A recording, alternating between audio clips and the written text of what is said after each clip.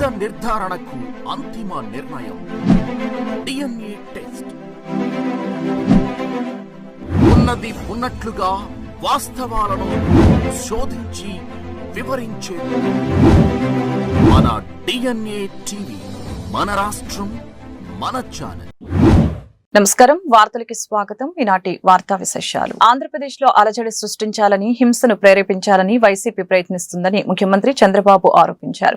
ఇందులో భాగంగానే రెచ్చగొట్టే ప్రయత్నాలు చేస్తోందని, ఆ ట్రాప్ లో పడవద్దని టీడీపీ నేతలకు ఆయన సూచించారు. ఈ మేరకు మంత్రులు, పార్టీ సీనియర్ నేతలతో సీఎం చంద్రబాబు ఈ రోజు ఉదయం టెలికాన్ఫరెన్స్ నిర్వహించారు. అధికారం కోల్పోయామని అసహనంతోనే వైసీపీ రెచ్చగొట్టాలని చూస్తుందని చంద్రబాబు చెప్పారు. అందుకే ఆ పార్టీ నేతలు బూతులు మాట్లాడుతున్నారని, సంయమనం పాటించాలని చెప్పారు. ఈ కాన్ఫరెన్స్ లో టీడీపీ రాష్ట్ర అధ్యక్షుడు పల్లా శ్రీనివాసరావు, మంత్రులు పయ్యావుల కేశవ్, అచ్చెన్నాయుడు, అనగాని సత్యప్రసాద్ తదితరులు పాల్గొన్నారు.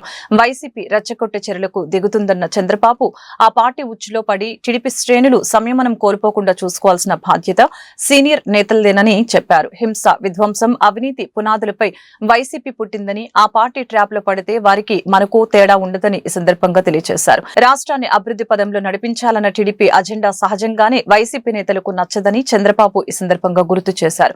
అందుకే అడ్డుకునేందుకు కుట్రలు చేస్తున్నారని తెలిపారు. మాజీ మంత్రి జోగి రమేష్ ఇంటికి నిప్పు పెట్టడంపై వైసీపీ పార్టీ అధినేత జగన్మోహన్ రెడ్డి తీవ్రంగా స్పందించారు. తమ నేతలు అంబటి, జోగి రమేష్ ఇళ్లపై దాడి వెనుక సీఎం చంద్రబాబు నాయుడు ఉన్నారని జగన్ ఆరోపణలు చేశారు. తప్పుడు ఆరోపణలు రుజువు అవడంతో జీర్ణించుకోలేకనే ఈ దాడులకి పాల్పడ్డారని విమర్శలు గుప్పించారు. ముఖ్యమంత్రి చంద్రబాబుపై వైసీపీ అధినేత జగన్ తీవ్రస్థాయిలో విమర్శలు గుప్పించారు. వైసీపీ నేతలు అంబటి రాంబాబు, జోగి రమేష్ ఇళ్లపై జరిగిన దాడుల వెనుక చంద్రబాబు హస్తం ఉందని తెలిపారు. అలాగని రాష్ట్రంలో అరాచక, ఆటవిక పాలన సాగుతుందని, ఇది జంగిల్ రాజుకు నిదర్శనమని ధ్వజమెత్తారు. గతంలో వైసీపీ ప్రభుత్వంపై చేసిన ఆరోపణలు తప్పని కేంద్ర ప్రభుత్వ ల్యాబ్లు, ఎన్డీడీబీ, ఎన్డీఆర్ఐ నివేదన నిర్ధారించిందని గుర్తు చేశారు. ఈ నిజాన్ని ప్రశ్నించినందుకే జీర్ణించుకోలేక అంబటి, జోగి రమేష్ ఇళ్లపై దాడులు చేయించి నిప్పు పెట్టించారని ఆరోపించారు. ఈ దుశ్చర్యతో భయాన్ని కలిగించానని మీరు అనుకోవటం మీ భ్రమే. ఆ నిప్పు మీ ప్రభుత్వానికి మీరే పెట్టుకున్నారు, గుర్తుపెట్టుకోవాలని చంద్రబాబును ఉద్దేశించి వ్యాఖ్యానించారు. చరిత్ర చెప్పే సత్యం ఒకటి, హింస జ్వాలాలను రగిల్స్తే చెయ్యి కాలక తప్పదు, అరాచక పాలన అంతం కాక తప్పదు, మీరు సృష్టించిన జంగిల్ రాజ్ భూస్థాపితం కావటం ఖాయమంటూ జగన్ పేర్కొన్నారు. వైసీపీ నేత, మాజీ మంత్రి అంబటి రాంబాబుకు గుంటూరు మొబైల్ కోర్టు 14 రోజుల రిమాండ్ విధించింది. సీఎం చంద్రబాబుపై అనుచిత వ్యాఖ్యల కేసులో అంబటి రాంబాబును పోలీసులు అరెస్టు చేశారు. అంబటి వ్యాఖ్యలు సోషల్ మీడియాలో వైరల్ అవ్వడంతో న్యాయాధికారి ఉత్తర్వులతో అంబటిని రాజమహేంద్రవరం సెంట్రల్ జైలుకి తరలించారు. ఏపీ ముఖ్యమంత్రి చంద్రబాబు నాయుడుపై అసభ్యకర వ్యాఖ్యలు చేసిన కేసులో పోలీసులు శనివారం రాత్రి మాజీ మంత్రి అంబటి రాంబాబుని అదుపులోకి తీసుకున్న సంగతి తెలిసిందే.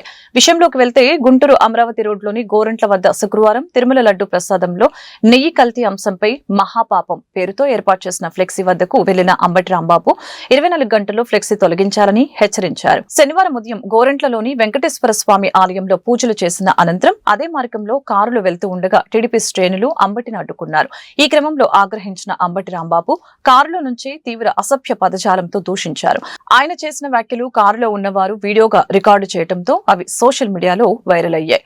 పరిస్థితి ఉద్రిక్తంగా మారడంతో కూటమి శ్రేణులు కారుపై కర్రలు, పిడిగుద్దులతో దాడి చేశారు. అక్కడి నుంచి వెళ్లాలని పోలీసులు సూచించినా అంబటి వినిపించుకోకుండా మళ్లీ కారులో నుంచి దిగేందుకు ప్రయత్నించగా పోలీసులు అడ్డుకున్నారు. చివరకు అద్దం దించి సీఎం చంద్రబాబుపై తీవ్ర పరుష పదజాలంతో దూషించినట్లు పోలీసులు పేర్కొన్నారు. ఈ ఘటనతో రాష్ట్ర వ్యాప్తంగా కూటమి శ్రేణులు తీవ్ర ఆగ్రహం వ్యక్తమైంది. గుంటూరు సిద్ధార్థనగర్ లో అంబటి రాంబాబు నివాసం కార్యాలయంపై శనివారం సాయంత్రం దాడులు జరగడంతో ఉద్రిక్త పరిస్థితి నెలకొంది. అంబటిపై తక్షణమే చర్యలు తీసుకోవాలంటూ పలుచోట్ల పోలీస్ స్టేషన్లో ఫిర్యాదులు నమోదు అయ్యాయి. ఈ క్రమంలోనే గుంటూరు జిల్లా టీడీపీ అధ్యక్షుడు పిల్లి మాణిక్యరావు, నల్లపాడు ఎస్ఐ కె రామకృష్ణ ఇచ్చిన ఫిర్యాదు ఆధారంగా అంబటిపై కేసులు నమోదు చేసిన పోలీసులు శనివారం రాత్రి 10:45 సమయంలో ఆయనను అరెస్టు చేశారు. మంత్రి నారా లోకేష్ ఆదేశాలతోనే తమ ఇంటిపై దాడి చేశారని ఆరోపించారు మాజీ మంత్రి జోగి రమేష్. తనపై ఎటువంటి దాడి జరిగినా లోకేష్ ద బాధ్యత అని చెప్పుకొచ్చారు. తన ఇంటిపై జరిగిన దాడి ప్రజాస్వామ్యంపై దాడి అని అన్నారు. తనను మట్టుపెట్టాలని ఆలోచన లేకపోతే దాడి ఎందుకు చేస్తారు అని ప్రశ్నించారు. 83 రోజులు జైల్లో పెట్టిన కడుపు చల్లపడలేదా అంటూ చంద్రబాబుపై మండిపడ్డారు. తన ఇంటిపై టీడీపీ నేతల దాడి అనంతరం మాజీ మంత్రి జోగి రమేష్ స్పందించారు. ఈ సందర్భంగా జోగి రమేష్ మీడియాతో మాట్లాడుతూ, ప్రేరేపిత కుట్రతోనే మా ఇంటిపై దాడి చేశారు. తప్పుడు కేసులో అకారణంగా నన్ను, నా తమ్ముణ్ణి 83 రోజులు జైల్లో పెట్టారు. మమ్మల్ని వేధించి, హింసించి రాక్షసానందం పొందుతున్నారా? ప్రజా వ్యతిరేక విధానాలపైనే నా గొంతుక వినిపించడం తప్ప మీరు బూతులు మాట్లాడితే తప్పులేదు కానీ మేము ప్రశ్నిస్తే తప్ప మా ఇంటిపై జరిగిన దాడి బడుగు బలహీన వర్గాలపై జరిగిన దాడి అని ఘాటు విమర్శలు చేశారు. బడుగు బలహీన వర్గాల మీద జరిగిన దాడిగా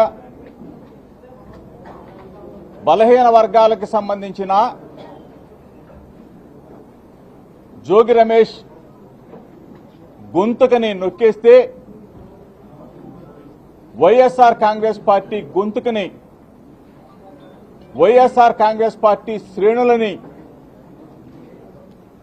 భయపెట్టాలనే మీరు మీడియా మిత్రుల సమక్షంలో నిన్నంతా కూడా మీ ద్వారా రాష్ట్ర ప్రజలకు చూపించారు. ఏ విధంగా రాక్షసంగా క్రూరంగా నా ఇంటి మీద కొన్ని వందల మంది తెలుగుదేశం పార్టీ రౌడీలు గూండాలు దాడి చేసిన సంఘటనలు మీరు చూశారు. జోగి రమేష్ని భౌతికంగా దాడి చేయాలా, జోగి రమేష్ మీద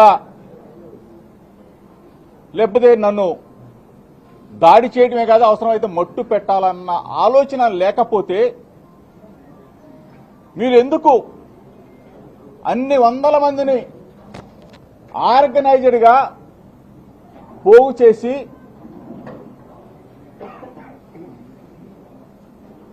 చంద్రబాబు నాయుడు కొడుకు లోకేష్ ఆదేశానుసారం రాష్ట్రంలో వైసీపీ నాయకులు బరితెగించి మాట్లాడుతున్నారని, జగన్మోహన్ రెడ్డికి వైలెన్స్ కావాలి, సీఎం చంద్రబాబుకి సైలెన్స్ కావాలని రాష్ట్ర Dudekula finance corporation chairman K Nagul Meera అన్నారు. ఎంపీ కేశినేని శివనాథ్ చిన్ని కార్యాలయంలో టీడీపీ సీనియర్ నాయకులు కోగంటి రామారావుతో కలిసి ఆయన మీడియాతో మాట్లాడారు. ఈ సందర్భంగా ఆయన మాట్లాడుతూ రాష్ట్రం శాంతియుతంగా ఉంటే తద్వారా పెట్టుబడులు వస్తాయని, రాష్ట్రం అభివృద్ధి కోసం పెట్టుబడుల కోసం సీఎం చంద్రబాబు, మంత్రి నారా లోకేష్ అనేక దేశాలు తిరుగుతున్నారని అన్నారు. వైసీపీ నాయకులు జైలుకు వెళ్లడం గొప్పగా ఫీల్ అవుతున్నారని అన్నారు. వైసీపీ నాయకులు మనస్తత్వం, అరాచకం, గొడవలు తప్ప ఏమీ లేదని అన్నారు. అంబటి రాంబాబు తాను మాట్లాడింది తప్పు అని ఒప్పుకున్న తర్వాత కూడా పులివెందుల ఎమ్మెల్యే వైఎస్ జగన్ పోలీసులు విఫలమయ్యారని అనడం ఎంతవరకు సమంజసం అని అన్నారు. సంపదను పెంచాలి,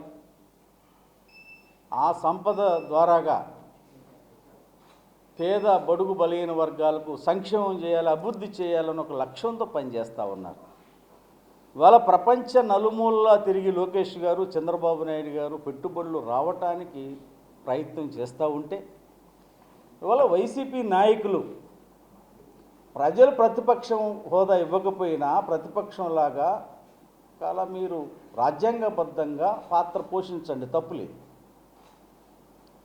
మీరు అడ్డంగా దొరికి జైలుకి వెళ్ళి మరి ఊరేగింపులు చేసుకుంటాం అనేది ఇదేమి సాంప్రదాయం మాకు అర్థం అవట్లేదు. ఆనాడు జగన్మోహన్ రెడ్డి జైలుకి వెళ్ళి ఊరేగింపు చేశాడు కాబట్టి ఇవాళ తప్పు చేసిన ప్రతి వ్యక్తి జైలుకి వెళ్ళి బయటకు వచ్చి పెద్ద పెద్ద ఊరేగింపులు పెట్టుకుంటున్నారు. ఇది వాళ్ళ సాంప్రదాయం.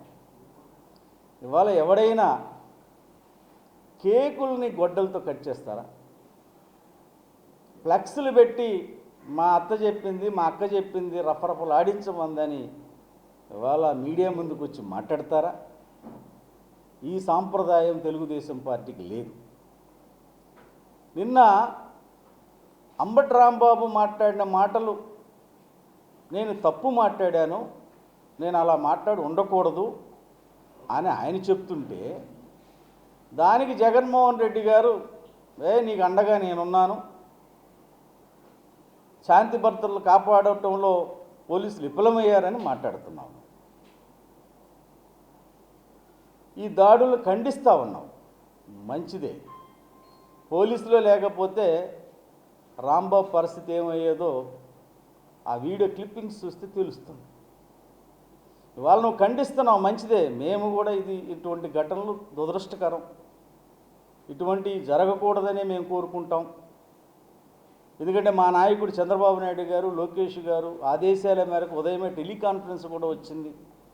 రాష్ట్ర అధ్యక్షులు పల్లా శ్రీనివాసరావు గారు ఫిబ్రవరి 9, 10, 11 3 రోజుల పాటు జరిగే గుణతల లూర్తు మాత మహోత్సవాలకు సర్వం సిద్ధం చేస్తున్నామని తెలగతోటి జోసెఫ్ రాజారావు తెలిపారు. 102 వసంతాల ఉత్సవాలను వైభవంగా నిర్వహించుకోబోతున్నామని చెప్పారు. మేరీమాత ఉత్సవాలకు దేశ నలుమూలల నుండి 10 లక్షల మంది వస్తారని అంచనా వేశామని, అందుకు తగ్గ ఏర్పాట్లు చేయడం జరిగిందని అన్నారు. గుణతల సోషల్ సర్వీస్ సెంటర్లో నిర్వహించిన విలేకరుల సమావేశంలో విజయవాడ కేథలిక్ పీఠం బిషప్ తెలగతోటి జోసెఫ్ రాజారావు మాట్లాడారు.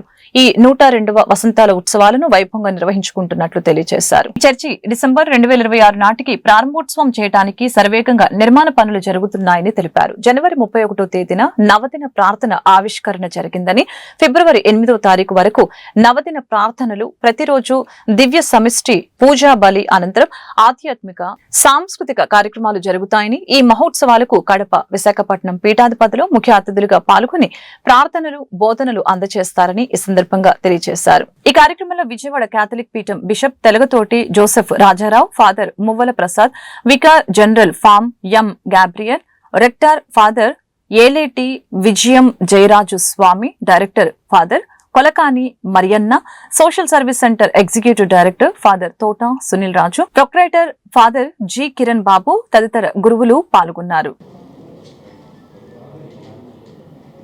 ఈ నెల 9, 10, 11 తేదీలలో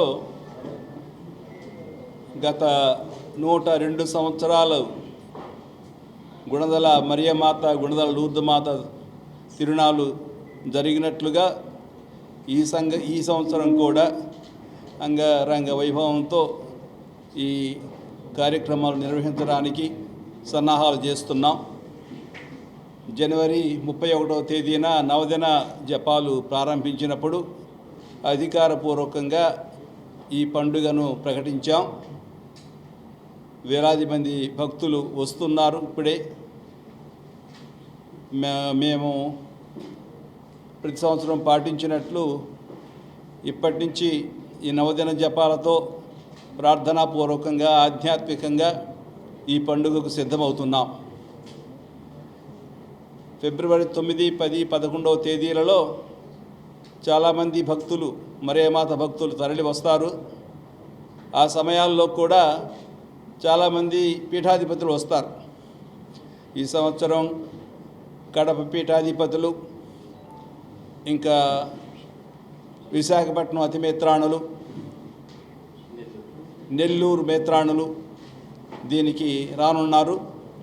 వాళ్ళు వచ్చి వాళ్ళ సందేశాలని, వారు పూజలు సమర్పించి ప్రజలందరికీ ఆధ్యాత్మిక సందేశాలను అందిస్తారు. అదేవిధంగా ఈ 3 రోజుల్లో వేరే ఆధ్యాత్మిక కార్యక్రమాలు ఉంటాయి.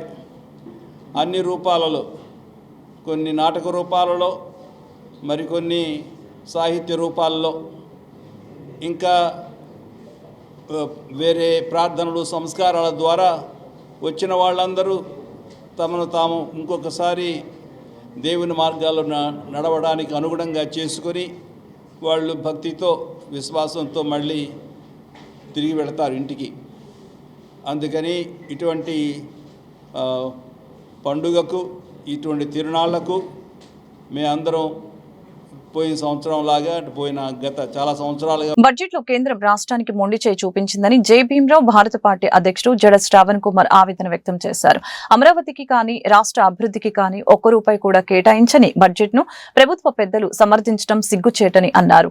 రాష్ట్రంలో కూటమి ప్రభుత్వం రౌడీయిజాన్ని ప్రోత్సహిస్తుందన్న అభిప్రాయం వ్యక్తం చేశారు. కేంద్ర ప్రభుత్వం ప్రవేశపెట్టిన బడ్జెట్ పై జై భారత్ భీమ్రావ్ పార్టీ అధ్యక్షులు జడ శ్రావణ్ కుమార్ సోమవారం మీడియాతో మాట్లాడారు. ఈ సమావేశంలో ఆయన మాట్లాడుతూ బడ్జెట్ వలన రాష్ట్రానికి ఎలాంటి ప్రయోజనం లేదని తెలిపారు. పోలవరం స్టీల్ ప్లాంట్ వంటి రాష్ట్రంలోని ప్రభుత్వ రంగ సంస్థలకు ₹1 కూడా కేటాయించలేదని అన్నారు.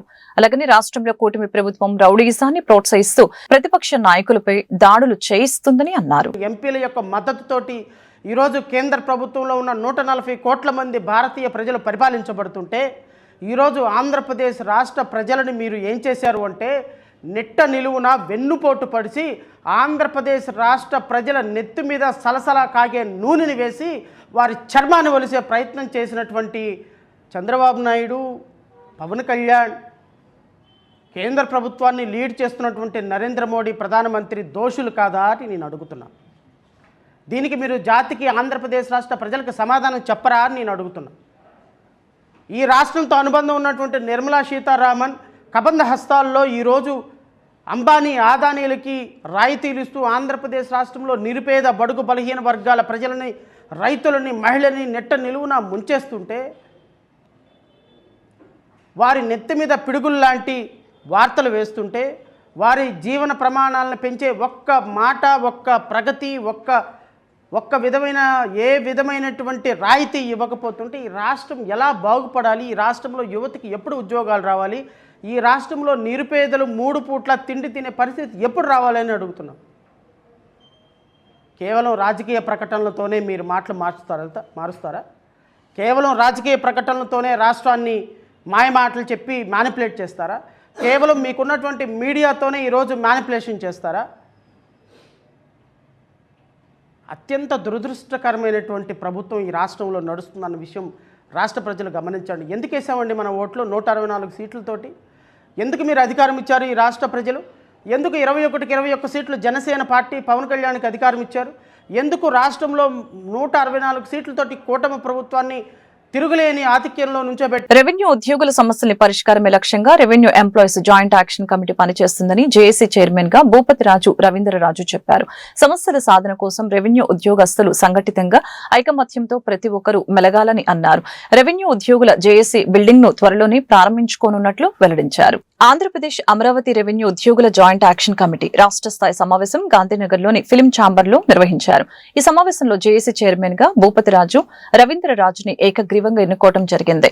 ఈ సందర్భంగా కమిటీ చైర్మన్ రవీంద్రరాజు, భూపతిరాజు మాట్లాడుతూ ఈ రెవెన్యూ జేఏసీ ముఖ్య ఉద్దేశం రెవెన్యూలో పనిచేస్తున్న వీఆర్ఏ నుంచి తహసీల్దార్ వరకు సమస్యల పరిష్కారమే ఎజెండాగా పనిచేయడం జరుగుతుందని తెలియజేశారు. రాష్ట్రంలో ఉన్న ఏపీఆర్ఎస్ఏ రాష్ట్ర అధ్యక్షులు బొప్పరాజు వెంకటేశ్వరరావు ఈ రాష్ట్రంలో ఉన్న రెవెన్యూ సమస్యల్ని పట్టించుకోకుండా కేవలం సొంత స్వలాభం కోసం రెవెన్యూ స్పోర్ట్స్ పేరుతో అనధికారికంగా కోట్లాది రూపాయలు వసూలు చేస్తున్నారని ఆరోపించారు. ఏ ప్రభుత్వము అధికారంలో ఉంటే ఆ ప్రభుత్వానికి భజన చేయడం అతని నైజమని, మొన్నటి వరకు కూటమి ప్రభుత్వం ముఖ్యమంత్రి చంద్రబాబు ఉద్యోగ సంఘాలకు అపాయింట్మెంట్ కూడా ఇవ్వటం లేదని విమర్శించి మరలా లాబింగులు మొదలుపెట్టి గత ప్రభుత్వంలో రెవెన్యూ స్పోర్ట్స్ కి 30 లక్షలు మంజూరు చేస్తే ఈ ప్రభుత్వంలో 80 లక్షలు మంజూరు చేయించుకోవడంలో ఆంతర్యం ఏంటి అని ప్రశ్నించడం జరిగింది. ప్రభుత్వానికి 2024 ఎన్నికల్లో ఉద్యోగ సంఘాలు ఎవరికి మద్దతు ఇచ్చారు, కూటమి ప్రభుత్వానికి పూర్తి స్పష్టత ఉందని తెలిపారు. నా పేరు భూపతిరాజు రవీంద్రరాజు. నేను ఆంధ్రప్రదేశ్ రాష్ట్ర గ్రామ రెవెన్యూ సంఘం అధ్యక్షులను, అలాగే ఆంధ్రప్రదేశ్ ప్రభుత్వ ఉద్యోగ సంఘం రాష్ట్ర కార్యదర్శి ఉన్నాను. ప్రస్తుతం రాష్ట్రంలో రెవెన్యూ ఉద్యోగులు పడుతున్న ఇబ్బందుల గురించి గత నెల రోజుల నుంచి కూడా ఈ రాష్ట్రంలో ఉన్న విఆర్ఏలు, విఆర్ఓలు, సర్వేర్లు, రెవెన్యూలో ఉన్న ఇతర మా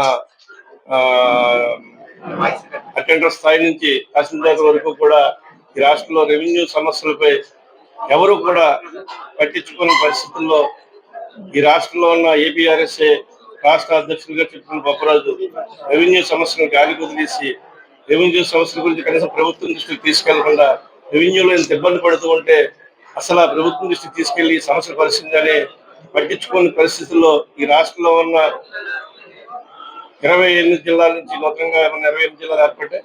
28 జిల్లాల నుంచి కూడా అందరూ కూడా ఎంతో మనోవేదన చెంది రెవెన్యూ వ్యవస్థను కాపాడుకోవాలనే ఉద్దేశంతో రెవెన్యూ సమస్యల పరిష్కారం ఎజెండాగా మనందరం కలిసి రాష్ట్ర జేఏసీకి ఏర్పాటు చేసుకుందామని భాగంగా గత 2 నెలల నుంచి కూడా మేము కసరత్తు చేస్తాం.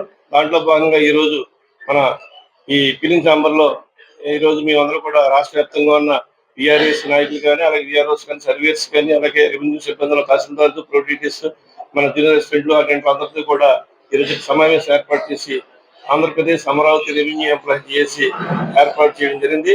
ఈ యొక్క జేఏసీ యొక్క ముఖ్య ఉద్దేశం ఏంటంటే రెవెన్యూ సమస్యలే పరిష్కారం ఎజెండాగా పనిచేయడం జరుగుతుంది. ఈ రాష్ట్రంలో ప్రతి ఒక్క రెవెన్యూ ఉద్యోగి కూడా ఎవరికి ఏ సమస్య వచ్చినా కూడా ఈ జేఏసీ అండగా ఉంటుందని తెలియజేస్తూ, అలాగే ఈ జేఏసీ ద్వారా ఇప్పటికే నమస్కారాలండి. నా పేరు సుగుణ. నేను తహసీల్దారు, అలాగే ఆంధ్రప్రదేశ్ ప్రభుత్వ ఉద్యోగుల సంఘం యొక్క అసోసియేట్ ప్రెసిడెంట్గా నేను ఉన్నాను. అయితే మా రెవెన్యూ డిపార్ట్మెంట్ అనేది అన్ని డిపార్ట్మెంట్లకి మదర్ డిపార్ట్మెంట్ అయినప్పటికీ ప్రస్తుతం పీజీఆర్ఎస్లో వచ్చే సమస్యలు కూడా హైయెస్ట్ రెవెన్యూ డిపార్ట్మెంట్కి వస్తుంటాయి. వీటన్నిటిని కూడా రిజాల్వ్ చేయలేకపోవడం వల్ల, పూర్తి స్థాయిలో పరిష్కారం పొందకపోవడం వల్ల, అదేవిధంగా పబ్లిక్ సాటిస్ఫాక్షన్ కొంచెం తక్కువగా ఉన్నందువల్ల ప్రభుత్వం రెవెన్యూ డిపార్ట్మెంట్ సరిగా పనిచేయడం లేదు అనే అభిప్రాయంలోకి వచ్చినట్లుగా మేము అందరం భావించడం జరిగింది. అయితే మా సమస్యలు ఎందువల్ల ఆ విధంగా జరుగుతున్నది అన్నది ప్రభుత్వం దృష్టికి ఏ ఒక్కరూ తీసుకువెళ్ళడం లేకపోవడం వల్ల మేమంతా అంటే విఆర్ఓల సమస్యలు విఆర్ఓలు, విఆర్ఏల సమస్యలు వాళ్ళు వేరేగా, అదేవిధంగా మిగిలిన ఫిబ్రవరి 5న అమరావతి జేఏసీ 4వ ఆవిర్భావ దినోత్సవాన్ని తుమ్మలపల్లి క్షేత్రీయ కళాక్షేత్రంలో నిర్వహించనున్నట్లు ఏపీ జేఏసీ అమరావతి ప్రభుత్వ ఉద్యోగుల సంఘాల చైర్మన్ బొప్పన వెంకటేశ్వరరావు వెల్లడించారు. మహాసభల సందర్భంగా ప్రభుత్వం 2 రోజులు ప్రత్యేక సెలవు దినాలు ప్రకటించడం పట్ల ముఖ్యమంత్రి చంద్రబాబుకు కృతజ్ఞతలు తెలిపారు. ఏపీ అమరావతి జేఏసీ ఆధ్వర్యంలో గవర్నర్ పేటలోని రెవెన్యూ భవన్ లో మీడియా సమావేశం నిర్వహించడం జరిగింది. ఈ సమావేశంలో ఏపీ జేఏసీ అమరావతి అధ్యక్షులు Boppana Venkateswararao, general secretary R Rajesh, మహిళా వింగ్ అధ్యక్షురాలు లక్ష్మి, ప్రధాన కార్యదర్శి విజయలక్ష్మి తదితరులు పాల్గొని మాట్లాడుతూ 2 రోజుల పాటు జరిగే ఆవిర్భావ దినోత్సవాల్లో పలువురు మంత్రులతో పాటు ప్రభుత్వ ఉద్యోగ సంఘాల రాష్ట్ర నాయకులు, తెలంగాణ ప్రభుత్వ ఉద్యోగ సంఘాల నాయకులు పాల్గొంటారని చెప్పారు. రాష్ట్ర ప్రభుత్వం మహాసభలు జరిగే 2 రోజులు సెలవు ప్రకటించడం జరిగిందని తెలియజేశారు. జేఏసీ కమిటీ 3 సంవత్సరాల పూర్తయిన సందర్భంగా నూతన కమిటీని కూడా ఎన్నుకోవడం జరుగుతుందని తెలిపారు. ఈ కార్యక్రమానికి పెద్ద సంఖ్యలో ప్రభుత్వ ఉద్యోగులు పాల్గొని జయప్రదం చేయాలని కోరారు. అమరావతి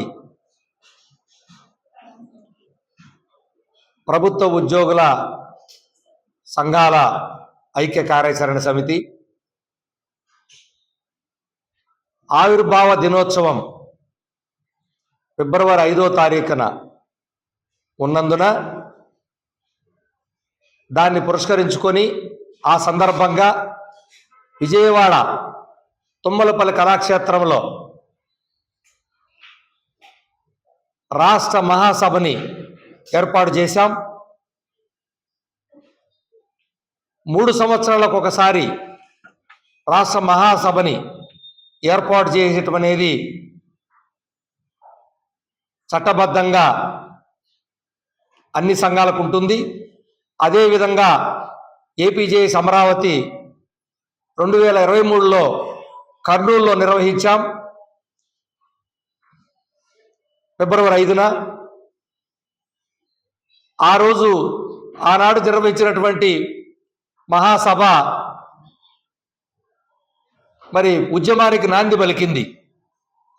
కానీ ఈరోజు ఫిబ్రవరి 5వ తారీఖున రేపు జరగబోయే 4వ రాష్ట్ర మహాసభని జయప్రదం చేసేందుకు ఏర్పాటు చేసినటువంటి ఈ ప్రెస్ మీట్ ద్వారా రాష్ట్రంలో ఉన్న ఉద్యోగులంతా కూడా అత్యధిక సంఖ్యలో హాజరై ఆ మహాసభను జయప్రదం చేసి ఏపీజేఎస్ అమరావతి ఐక్యతను చాటి చెప్పాలని చెప్పేసి ఉద్యోగులందరికీ ఏపీజేఎస్ అమరావతి రాష్ట్ర కమిటీ తరఫున పిలుపునివ్వడం జరుగుతుంది.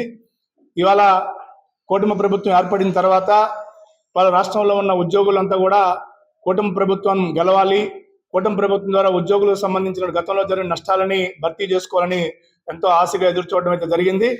ఆ దిశలోనే గత ఏడాది అక్టోబర్ 18న గౌరవ ముఖ్యమంత్రి గారి ఆదేశాల మేరకు మంత్రివర్గ ఉపసంఘ సభ్యులు సమావేశం అయినప్పటి నుంచి ఉద్యోగుల సమస్యల పట్ల ప్రభుత్వం సానుకూలత వ్యక్తం చేస్తూ ఏ సమస్య ప్రభుత్వం దృష్టికి తీసుకెళ్లా సరే సానుకూలంగా పరిష్కరించే విధంగా చర్యలు చేపడుతున్నందుకు ప్రత్యేకించి గౌరవ ముఖ్యమంత్రి గారికి, మంత్రివర్యులకి కృతజ్ఞతలు తెలియజేయడం జరుగుతూ ఉంది. అందులో భాగంగానే ఆర్టీసీ సంబంధించిన కూడా 11 వైసీపీ హయాంలో తిరుమల తిరుపతి దేవస్థానం లడ్డు ప్రసాదంలో వాడిన కల్తీ నెయ్యిలో జంతు అవశేషాలు ఉన్నాయని ఎన్డీడీబీ నిర్ధారించిందని టీడీపీ రాష్ట్ర నాయకులు మాదిగాని గురునాథం తెలిపారు. కల్తీ నెయ్యి విషయంలో వైసీపీ నాయకులు చేస్తున్న దుష్ప్రచారాన్ని ఖండిస్తూ దేశ ప్రగతితో పాటు రాష్ట్రాభివృద్ధికి దోహదం చేసే విధంగా కేంద్ర ప్రభుత్వం ప్రవేశపెట్టిన కేంద్ర బడ్జెట్ 2026ను స్వాగతిస్తూ సోమవారం గురునానక్ కాలనీలోని విజయవాడ ఎంపీ కేశినేని శివనాథ్ కార్యాలయంలో మాదిగాని గురునాథం మీడియాతో మాట్లాడారు. ఈ సందర్భంగా ఆయన మాట్లాడుతూ ఈ వ్యాఖ్యలు చేశారు. డైరెక్టర్గా ఈడీగా శ్యామలరావు గారిని నియమించడం జరిగింది. శ్యామలరావు గారు ఏమని చెప్పారంటే సీఎం గారికి, సార్ ఇక్కడ ఏదో కల్తీ నెయ్యిలో జరిగినట్టుగా ఉంది,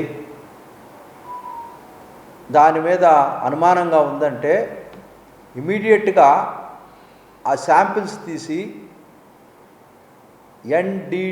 ఎన్డీడీబీకి గుజరాత్లో ఉన్నదానికి శాంపిల్స్ పరీక్ష చేయాలని పంపించడం జరిగింది. ఆ పరీక్ష చేసినటువంటి నేపథ్యంలో ఆ ల్యాబ్లో మాంసానికి సంబంధించినటువంటి చేప నూనెకి సంబంధించినటువంటి అవశేషాలు ఉన్నాయని నిర్ధారణ జరగటం జరిగింది. నిర్ధారించిన తర్వాత సీఎం గారు సిట్ని ఏర్పాటు చేస్తే ఆ సిట్ వేసినటువంటి నేపథ్యంలో జగన్ గారు మొగుండు కొట్టి మోసాలకి ఎక్కినట్టుగా తప్పు చేసింది మీరేమో అని తెలిసి యాగి చేస్తూ సుప్రీంకోర్టుకి వెళ్ళటం జరిగింది. సుప్రీంకోర్టులో సిబిఐ ఇన్వెస్టిగేషన్ చేయాలని డైరెక్షన్ ఇచ్చినటువంటి నేర్మకు సిబిఐ అనేది జగన్మోహన్ రెడ్డి గారు మేనేజ్ చేయడానికి అన్ని వ్యవస్థలని చాలా అద్భుతంగా ఎంచుకుంటూ ఉంటారు. ఎప్పుడు సిబిఐ అంటుంటారు, సిట్టు మీద నమ్మకం లేక. ఆ నేపథ్యంలో ఒక పక్క ఏదో సాధించినట్టుగా రోజా గారు, సజ్జల రామకృష్ణారెడ్డి గారు, ఆంబోతు రాంబాబు గారు, అదేవిధంగా చెవిరెడ్డి భాస్కర్ రెడ్డి గారు, జోగి రమేష్ గారు ఇత్యాదులంతా వీళ్ళు మాజీ మంత్రులు కాదు, వాళ్ళని మనం కంత్రులనే పిలవాలి. ఈ వార్తలు ఇంతటితో సమాప్తం. మరొక బులెటిన్ మళ్ళీ కలుద్దాం. నమస్కారం.